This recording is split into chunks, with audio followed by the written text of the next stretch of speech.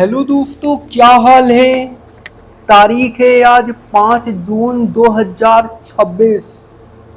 दिन है शुक्रवार का, हिंदी तिथि पंचमी। और आइए बात करते हैं आज के मुख्य समाचार में देश भर की तमाम बड़ी खबरों पर नजर डालते हैं। तमिलनाडु में भाजपा के पूर्व अध्यक्ष के अन्नामलाई पार्टी के नाता तोड़कर अपनी नई पारी का आगाज कर सकते हैं। बीते दिनों अन्नामलाई ने भाजपा के शीर्ष नेतृत्व से मुलाकात की और राज्य की राजनीति में अपनी भूमिका को लेकर चर्चा की थी। पार्टी नेतृत्व ने उनको दिल्ली की राजनीति में आने का कहा था, जिससे अन्नामलाई तैयार नहीं हुई। दूसरी तरफ भाजपा ने भी अन्नामलाई की सभी मांगों को मानने से इनकार कर दिया है। अन्नामलाई 5 जून को चेन्नई में अपने नए कदम की घोषणा कर सकते हैं। इसके पहले दिल्ली के उनके और भाजपा के बड़े नेताओं गृह मंत्री अमित शाह, पार्टी अध्यक्ष नितिन नवीन और संगठन महासचिव बीएल संतोष के साथ मुलाकातें हुई थी। अन्नामलाई ने पार्टी अध्यक्ष को पिछले विधानसभा चुनाव में पार्टी की करारी हार के कारण भी बताए थे। आइए बढ़ते हैं अगली खबर की तरफ। अगली खबर है मालवीय नगर अग्निकांड के बाद सीएम रेखा गुप्ता ने की बैठक।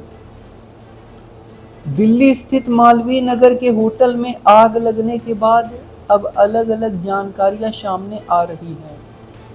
सीएम रेखा गुप्ता ने मैक्स का दौरा किया है। जी हां, आप सभी को बता दें, मुख्यमंत्री रेखा गुप्ता ने आज कैबिनेट मंत्रियों एवं वरिष्ठ अधिकारियों के साथ एक उच्च स्तरीय बैठक की। बैठक में मालवीय नगर जैसी दुखद घटना की पुनरावृत्ति रोकने तथा पूरे शहर में अनधिकृत निर्माणों, अवैध संचालन और अग्नि सुरक्षा मानकों के उल्लंघन पर सख्त कार्रवाई के निर्देश दिए गए। दिल्ली में किसी भी अनाधिकृत निर्माण के जिम्मेदार पाए जाने पर भवन मालिक, संबंधित अधिकारी अथवा अन्य किसी भी दोषी व्यक्ति के विरुद्ध कठोर कानूनी कार्रवाई की जाएगी। किसी भी स्तर पर लापरवाही स्वीकार नहीं की जाएगी। मुख्यमंत्री ने 5 जून को दिल्ली सचिवालय में उच्च स्तरीय बैठक बुलाई है, जिसमें दिल्ली पुलिस, राजस्व विभाग, दिल्ली नगर निगम, नई दिल्ली नगर पालिका परिषद, डीडीए, अग्निशमन विभाग, दिल्ली जल बोर्ड तथा अन्य संबंधित विभागों के वरिष्ठ अधिकारियों को उपस्थित रहने के आदेश दिए गए हैं। आइए बढ़ते हैं अगली खबर की तरफ। अगली खबर है ममता बनर्जी जी हमारी नेता, हम नहीं मानेंगे अब टीएमसी के बागी गुट के फूट। पश्चिम बंगाल के टीएमसी बगावत का सामना कर रही हैं बागी गुट के नेता ममता बनर्जी को मार्गदर्शन बता रहे हैं। वहीं इसे लेकर अब बागी गुट में ही फूट पड़ती दिख रही है। पश्चिम बंगाल में ममता बनर्जी के हाथ से उनके ही बनाई पार्टी तृणमूल कांग्रेस फिसलती दिख रही है। टीएमसी से निष्कासित श्रीतब्रत बनर्जी और संदीपन शाह की अनुयायी में 60 विधायक बागी हो गए। विधानसभा के स्पीकर ने बागी गुट का दावा स्वीकार करते हुए श्रीतब्रत बनर्जी को नेता परिपक्ष के रूप में मान्यता दे दी है। अब इस मामले में नया ट्विस्ट आ गया है। आइए बढ़ते हैं अगली खबर की तरफ। जी हां, अगली खबर है ई खान राजनीति करना चाहते हैं। इसको हाईलाइट होना है खान सर पर। खान सर के बॉडीगार्ड के फायरिंग करने वीडियो पर तेज प्रताप यादव ने कड़ी प्रतिक्रिया देते हुए कहा, खान राजनीतिक करना चाहते हैं, इसको हाईलाइट होना है। बिहार के चर्चित कोचिंग टीचर खान सर के संस्थान पर हुए हमले मामले में एक नया वीडियो सामने आया है। इस वीडियो में खान सर के कोचिंग सेंटर के बाहर सख्त हवाई फायरिंग करता नजर आया। ज्ञान बिंदु कोचिंग संस्थान की ओर से ये सीसीटीवी फोटो जारी किया गया था। बताया गया है कि फायरिंग करने वाले खान सर के गार्ड हैं। जी हाँ, इसके बाद पुलिस ने खान सर के 2 गार्ड को पूछताछ के लिए हिरासत में लिया। खान सर को भी पटना पुलिस ने पूछताछ के लिए बुलाया। इस मामले पर अब बिहार के पूर्व मुख्यमंत्री और जनशक्ति जनता दल जेजेडी प्रमुख तेज प्रताप यादव ने कड़ी प्रतिक्रिया दी है। खान सर भड़कते हुए तेज प्रताप यादव ने कहा कि खान सर राजनीति करना चाहते हैं, इसको हाईलाइट होना है। तेज प्रताप यादव ने आरोप लगाते हुए कहा है कि खान सर से क्यों करवाना चाहते हैं, ये क्यों करवाना चाहते हैं और हाईलाइट होने के लिए खान सर ये करवा रहे हैं। लोगों को झूठे मुकदमे में फंसाया जा रहा है। उन्होंने कहा है कि शिक्षक कभी अपना पॉपुलैरिटी नहीं करता है, मीडियाबाजी नहीं कराता है, चुपचाप पढ़ाता है, लेकिन खान सर को राजनीतिक करनी है। वहीं राज्य के कानून व्यवस्था पर जेजेडी प्रमुख ने कहा कि लॉ एंड ऑर्डर पर इस तरह की घटनाओं से सवाल उठते हैं। इस तरह का माहौल बन रहा है तो सरकार को इस पर एक्शन लेना होगा और लेना चाहिए एक्शन, ऐसा दावा किया जा रहा है। वहीं मुजफ्फरपुर हॉस्पिटल कांड पर निशांत कुमार ने बर्ताव पर तेज प्रताप यादव ने कहा कि निशांत कुमार को राजनीतिक से कोई लेना देना नहीं है, वो किसी और काम में व्यस्त हैं। किस काम में वो व्यस्त हैं तो वही बता सकते हैं। राजनीतिक जिसके बस की बात नहीं होती वही बयान दे सकता है, लेकिन वो बयान नहीं दे पाते हैं। तेज प्रताप यादव ने कहा है कि स्वास्थ्य मंत्री खुद कोमा में हैं। जब वो कोमा में हैं तो उनसे स्वास्थ्य विभाग तो चल नहीं रहा। बता दें कि दिल्ली जाते समय पटना एयरपोर्ट पर मुजफ्फरपुर हॉस्पिटल कांड को लेकर पत्रकार ने जब निशांत कुमार से सवाल करना चाहा तो वह बिना कुछ कहे हाथ हिलाकर चले गए थे। आइए बढ़ते अगली खबर की तरफ। अगली खबर है पुराने सिपाहियों को इनाम, दल बदलुओं को भी सम्मान। राज्यसभा की 11 सीटों पर बीजेपी ने क्या साधा।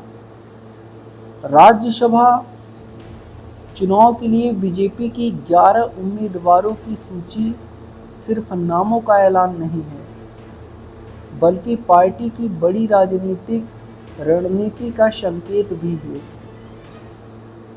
संगठन के पुराने और भरोसेमंद चेहरों को सम्मान देने के लिए बीजेपी छोड़कर आए नेता को टिकट देने तक बीजेपी ने एक साथ कई राजनीतिक संदेश दिए हैं। लोकसभा चुनाव जीतकर लगातार तीसरी बार केंद्र की सत्ता में पहुंची बीजेपी अब धीरे धीरे राज्यसभा की तस्वीर भी अपने हिसाब से बदलने से जुटी है। गुरुवार को पार्टी ने राज्यसभा चुनाव के लिए 11 उम्मीदवारों के नाम घोषित किए। सूची छोटी है, लेकिन इसके राजनीतिक संदेश काफ़ी बड़े हैं। इसमें संगठन के पुराने और भरोसेमंद चेहरों को भी जगह मिली है और हाल ही में दूसरे दल से आए नेता को भी टिकट दिया गया है। पहली नज़र यह सिर्फ उम्मीदवारों की घोषणा लग सकती है, लेकिन अगर नामों को ध्यान से देखें तो साफ समझ आता है कि बीजेपी ने एक तीर से कई निशाने साधने की कोशिश की है। कहीं कार्यकर्ताओं को संदेश है, कहीं सहयोगियों और विरोधियों को, कहीं महिलाओं को प्रतिनिधित्व देने की कोशिश की है तो कहीं विपक्षी दलों के नेताओं को। यह संकेत कि बीजेपी में आने वाले के लिए राजनीतिक भविष्य सुरक्षित है। इस सूची का सबसे दिलचस्पी नाम देवाशीष सामंतराय का है। कुछ ही सप्ताह पहले तक वे बीजू जनता दल में थे, फिर पार्टी छोड़कर बीजेपी में शामिल हुए और अब सीधे राज्यसभा का टिकट मिल गया। राजनीतिक तौर पर यह कदम बेहद महत्वपूर्ण है। ओडिशा में बीजेपी ने पिछले 2 वर्षों में जो तेजी दिखाई है वह केवल चुनावी जीत तक सीमित नहीं है। पार्टी अब बीजेपी के राजनीतिक और संगठनात्मक ढांचे में भी सेंध लगाने की कोशिश कर रही है। आइए बढ़ते हैं अगली खबर की तरफ। अगली खबर है पुनीत का SU-57 पर बड़ा ऑफर। भारत के साथ 5वीं पीढ़ी के फाइटर जेट पर काम करने को तैयार, टेक्नोलॉजी भी देंगे। रूस के राष्ट्रपति व्लादिमीर पुतिन ने कहा है कि मॉस्को 5वीं पीढ़ी के फाइटर जेट SU-57 पर भारत के साथ मिलकर काम करने को तैयार है। इसे दुनिया का सबसे बेहतरीन विमान बताया गया है और कहा है कि यह हमारा संयुक्त प्रोजेक्ट हो सकता है। आप सभी को बता दें, यहाँ पर रूस के राष्ट्रपति मॉस्को व्लादिमीर पुतिन ने भारत को 5वीं पीढ़ी के फाइटर जेट पर बड़ा ऑफर दिया है। पुतिन ने गुरुवार को कहा है कि मॉस्को 5वीं पीढ़ी के लड़ाकू विमान SU-57 पर भारत के साथ काम करने को तैयार है। पुतिन ने कहा है कि रूस ने सुखोई SU-57 को टेक्नोलॉजी पर मिलाकर काम करने का प्रस्ताव दिया था। सुखोई SU-57 5वीं पीढ़ी का फाइटर जेट है जिसे रूस ने विकसित किया है। पुतिन ने SU-57 को वर्तमान में दुनिया का सबसे बेहतरीन विमान बताया। सेंट पीटर्सबर्ग में दुनिया की प्रमुख समाचार एजेंसियों के साथ बात करते हुए पुतिन ने कहा है कि जहां तक SU-57 की बात है, हमने अपने भारतीय दोस्तों को प्रस्ताव दिया था। हम इस 5वीं पीढ़ी की टेक्नोलॉजी पर मिलकर काम करने को तैयार हैं। मुझे लगता है कि यह दुनिया की सबसे बेहतरीन है। यह विमान हमारा संयुक्त प्रोजेक्ट हो सकता है। पुतिन ने यह भी कहा है कि भारत के साथ काम करने में कोई सीमा नहीं है।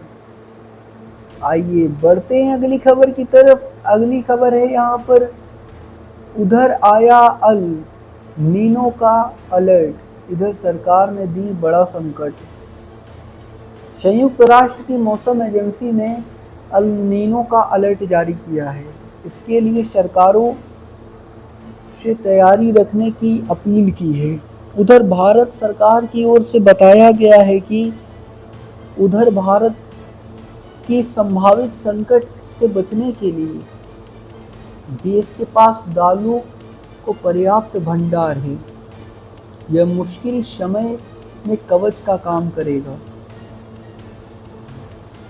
अल नीनो का खतरा बढ़ गया है। दुनिया शायद एक और शक्तिशाली अल नीनो इवेंट के कगार पर है। संयुक्त राष्ट्र की मौसम एजेंसी ने इसे लेकर अलर्ट जारी किया है।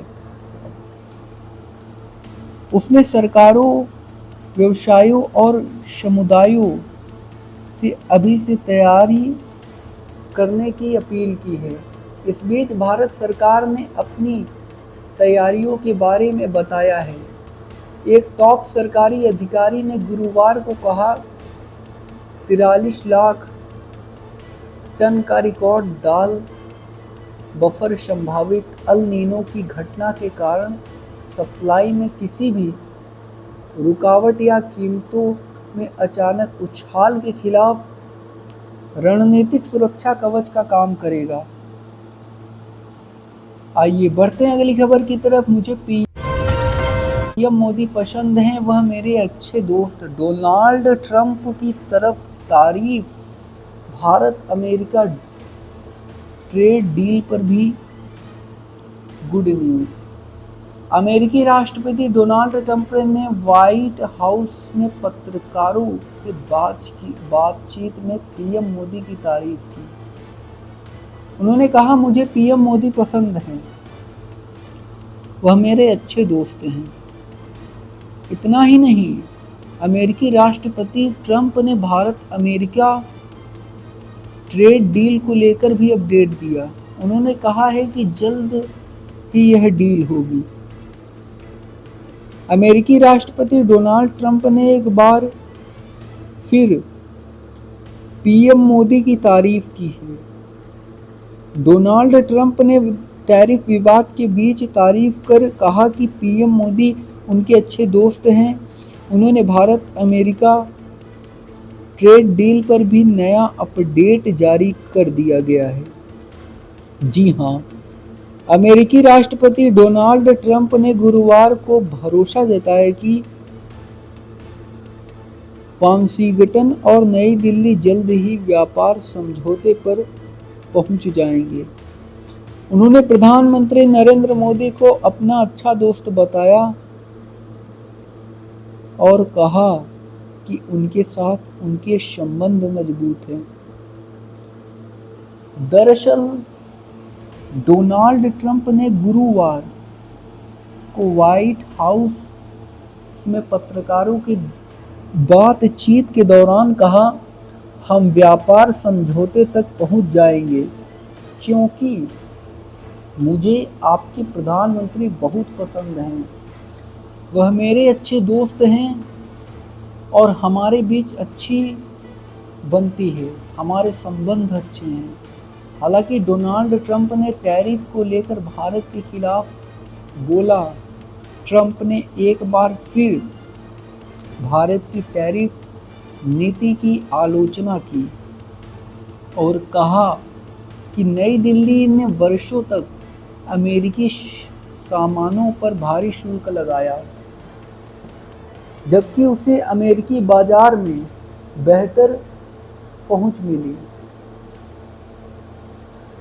डोनाल्ड ट्रंप ने कहा, सालों तक भारत ने अमेरिका का फायदा उठाया। उन्होंने हम पर भारी टैरिफ लगाए और कुछ नहीं चुकाया। हालांकि ट्रंप ने दावा किया कि हाल के वर्षों में व्यापार का समीकरण बदल गया है और अब अमेरिका को भारत के साथ आर्थिक संबंधों से ज़्यादा फायदा हो रहा है। उन्होंने कहा, अब स्थिति पूरी तरह से अलर्ट हो गई है और हम भारत के साथ बहुत पैसा कमा रहे हैं। डोनाल्ड ट्रंप ने अमेरिकी मोटरसाइकिल निर्माता हार्ले डेविडसन का उदाहरण दिया, जिसे वह अक्सर अनुसूचित व्यापार बाधाओं का उदाहरण बताते हैं। उन्होंने कहा, तवे हार्ले डेविडसन को भारत में नहीं आने देती थी। वे 200% टैरिफ लगाते थे। दुर्भाग्य से यह सब मेरे कार्यकाल से पहले हुआ। वे यहाँ मोटरसाइकिल बेचना चाहते थे और हमने उन पर कोई शुल्क नहीं लगाया। ट्रंप की यह टिप्पणी ऐसे समय पर आई जब वाशिंगटन और नई दिल्ली के बीच द्विपक्षीय व्यापार समझौते को अंतिम रूप देने के लिए बातचीत चल रही है, जिसे दोनों पक्षों ने आर्थिक सहयोग और बाजार पहुंच को बढ़ाने के लिए महत्वपूर्ण बताया है। इस सप्ताह की शुरुआत में अमेरिकी प्रतिनिधिमंडल भारत आया था और गुरुवार को 4 दिन की बातचीत के बाद एक अंतिम द्विपक्षीय समझौते पर चर्चा की पूरी की। पुतिन ने भी की मोदी की तारीफ। भारत के वाणिज्य मंत्रालय ने कहा कि व्यापार वार्ता सहयोग और व्यवहारिकता की भावना के साथ हुई, जिसमें दोनों पक्षों ने आपसी लाभकारी समझौतों को अंतिम रूप देने की प्रतिबद्धता दोहराई, जिससे द्विपक्षीय व्यापार और आर्थिक संबंध मजबूत होंगे। इतना ही नहीं, डोनाल्ड ट्रंप ने ऐसे वक्त में पीएम मोदी की तारीफ भी की। पुतिन ने भी गुरुवार को कहा कि पीएम मोदी पर अमेरिका का प्रेशर बेअसर होगा। आइए बढ़ते हैं अगली खबर की तरफ। अगली खबर है महाराष्ट्र एमएलसी चुनाव। महायुति को 6 सीटें बिना लड़े मिली। एमवीए के उम्मीदवारों ने ही नाम दिया वापस। महाराष्ट्र एमएलसी चुनाव में महायुति ने 6 सीटों पर निर्विरोध जीत हासिल की है। नामांकन वापसी की अंतिम तारीख के बाद कई विपक्षी उम्मीदवारों ने अपने नाम वापस ले लिए, जिससे सत्ता पक्ष को फायदा मिला। वहीं महाविकास आघाड़ी ने इस पर सवाल उठाते हुए सत्ता गठबंधन पर दबाव और धन बल के इस्तेमाल के आरोप लगाए। महाराष्ट्र विधान परिषद एमएलसी की 17 खाली सीटों पर चुनाव होने हैं। इनमें से 6 सीटों पर महायुति के उम्मीदवार बिना किसी मुकाबले के ही जीत गए। जी हां, क्योंकि विपक्ष के उम्मीदवार ने अपने नाम वापस ले लिए। अब बाकी 11 सीटों पर 18 जून को वोटिंग होगी, लेकिन वहां भी महायुति की स्थिति मजबूत है। महाराष्ट्र विधान परिषद में 17 सीटें खाली हो गई थी। इन्हें भरने के लिए चुनाव होने हैं। महायुति गठबंधन में बीजेपी, शिंदे की शिवसेना और अजीत पवार की एनसीपी शामिल है। दूसरी तरफ एमवीए में उद्धव की शिवसेना, कांग्रेस और शरद पवार की एनसीपी शामिल है। यह आइए बढ़ते हैं अगली खबर की तरफ। अगली खबर है, डीके ने कहा था मैं सीएम बना तो कर्नाटक ने कई सरकार के गठन और विभागों के बंटवारे के तुरंत बाद कांग्रेस के भीतर का आंतरिक असंतोष एक बड़े राजनीतिक संकट में बदल गया। वरिष्ठ कांग्रेस नेता और नवनियुक्त कैबिनेट मंत्री रामलिंगा रेड्डी ने अपने पद से इस्तीफा दे दिया है। कर्नाटक में कई सरकार के गठन और विभागों के बंटवारे के तुरंत बाद कांग्रेस के भीतर का आंतरिक असंतोष एक बड़े राजनीतिक संकट में बदल गया है। वरिष्ठ कांग्रेस नेता और नवनियुक्त कैबिनेट मंत्री रामलिंगा रेड्डी ने अपने पद से इस्तीफा दे दिया है।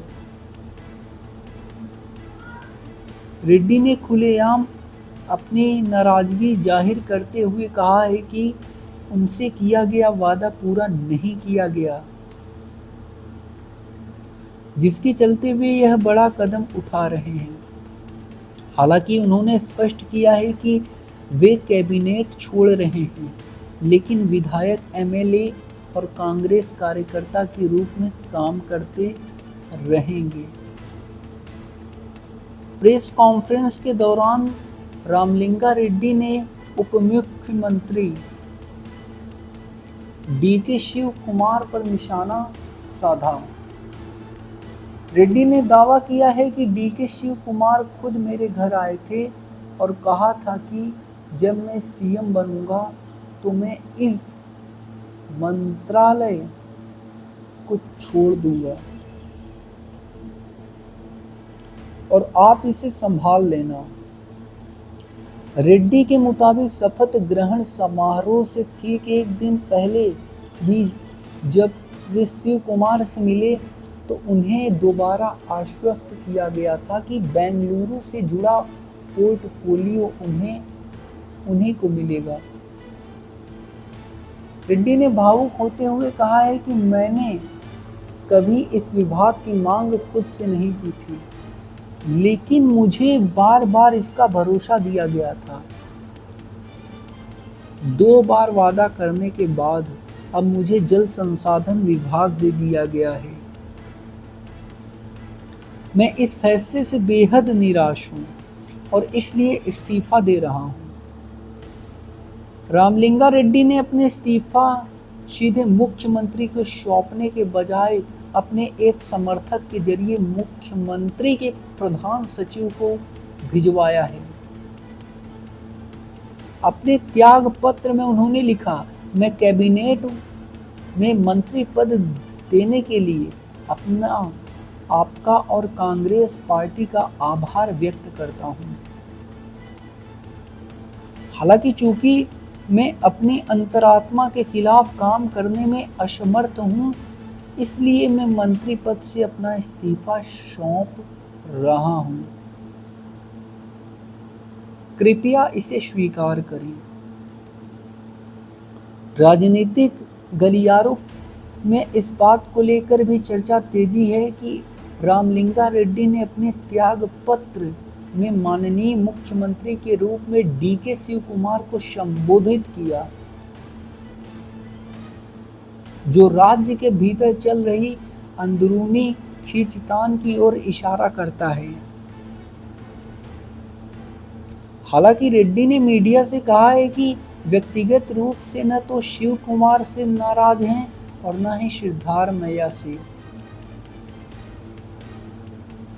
दरअसल रामलिंगा रेड्डी बेंगलुरु शहरी विकास विभाग की मांग कर रहे थे। वे इस महत्वपूर्ण विभाग पर अपनी कामना चाहते थे, लेकिन मुख्यमंत्री डीके शिव कुमार नाराज हैं और ना ही सिद्धारमैया से। जिम्मेदारी ब्याटरायनपुरा के विधायक कृष्णा बारिये गोंडा को सौंप दी गई है। आइए बढ़ते हैं अगली खबर की तरफ। अगली खबर है पाकिस्तान के कई देशों से संबंध। पुतिन ने कर दी तारीफ, भारत पर भी बोल। पुतिन ने पाकिस्तान की तारीफ करने वालों में अब रूस के राष्ट्रपति व्लादिमीर पुतिन भी शामिल हो गए हैं। हालांकि हाल ही में दुनिया भर के पत्रकारों के साथ बातचीत में उन्होंने भारत के पड़ोसी मुल्क को बड़ा देश बताया है। हालांकि इस दौरान उन्होंने भारत का भी जिक्र किया है और अर्थव्यवस्था के मामले में दुनिया के टॉप 4 देशों की लिस्ट शामिल किया है। SPIEF यानी सेंट पीटर्सबर्ग इंटरनेशनल फोरम के दौरान पुतिन ने दुनिया के कई पत्रकारों से बात की है। इस दौरान उन्होंने